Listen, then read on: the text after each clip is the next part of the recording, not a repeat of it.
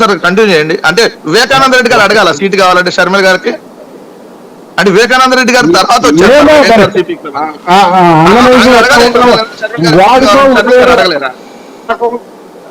కదా, వాడుకో వదిలేని రకంగా. అప్పుడు అనకాపల్లిలో ఒక ఆయన ఉన్నాడు, పెద్ద ఆయన, పాపం కాంగ్రెస్ లో ఉంది, కాంగ్రెస్ దగ్గర నుంచి మాట్లాడిన తర్వాత ఎక్కడ తంతే ఎక్కడ పడ్డాడో తెలియదు. అట్లా చాలా మంది తన్నించుకుని మైసూర్ రైట్ లాంటి వాళ్ళు చాలా మంది ఎక్కడ తంతే ఎక్కడ పడ్డాడు వాడుకో.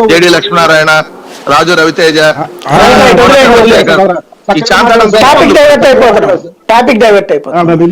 మీ లిస్ట్ చాంతా అంటే ఆ చాంతాడు మీకు ఊరవుతుందే. కానీ అయితే ఇక్కడ మనకు కొన్ని అంశాలు, రాజకీయపరమైన అంశాల గురించి మనం చేద్దాం.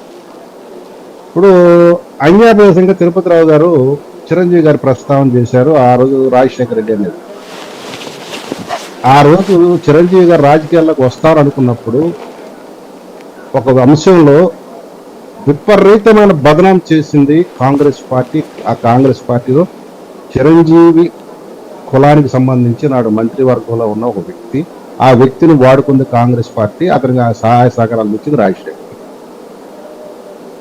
ఎందుకంటే అతను వస్తే దెబ్బ పడుతుందనేది. ఆ రోజు పచ్చ పార్టీ కూడా చిరంజీవి గారి గురించి ప్రయత్నం చేసింది. చిరంజీవి గారు ఎక్కడ బెండ్ అవ్వలేదు. సో వాళ్ళు కూడా వాళ్ళ వంతు తైలం పోసి మంట ఎగదోశారు. కానీ నిలబడ్డాడు, కొద్దిగా కలబడ్డాడు, ఓట్లు తెచ్చుకున్నాడు, సామాజిక న్యాయం అనే పేరుతో వచ్చాడు. సరే, తర్వాత పరిస్థితుల్లో ఏం జరిగిందని నేను చెప్పని టైం చాలదు. కానీ ఒక సిద్ధాంతాన్ని కట్టుబడి ఆయన వచ్చాడు థర్డ్ ఫోర్స్ గా. అంత స్పేస్ లేని చోట స్పేస్ క్రియేట్ చేసుకోవాలనుకున్నాడు, కొంత కుదరలేదు. ఎందుకంటే మళ్ళీ దానికి పెద్ద ఇది లెక్క.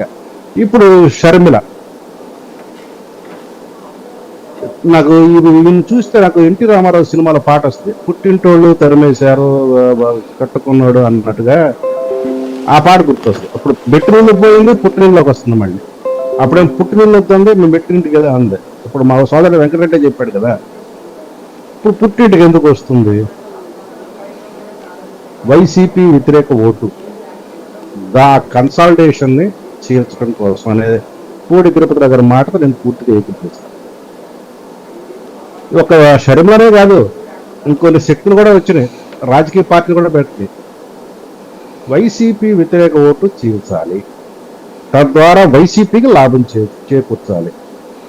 అందులో ఒక పార్టీ అయితే డైరెక్ట్ గా మా పార్టీ పేరుతో, దాని అధినేత కూడా మా పార్టీ అధినేత పేరుతో పెట్టుకుని జాతీయ జనసేన ఒక వెకిలి ప్రయత్నం అయితే చేస్తున్నారు. వెకిలి ప్రయత్నం రాజకీయాల్లో, దీన్ని చాలా వెకిలితనం అంటారు. మామూలు జనసేనకి దిక్కులేదు.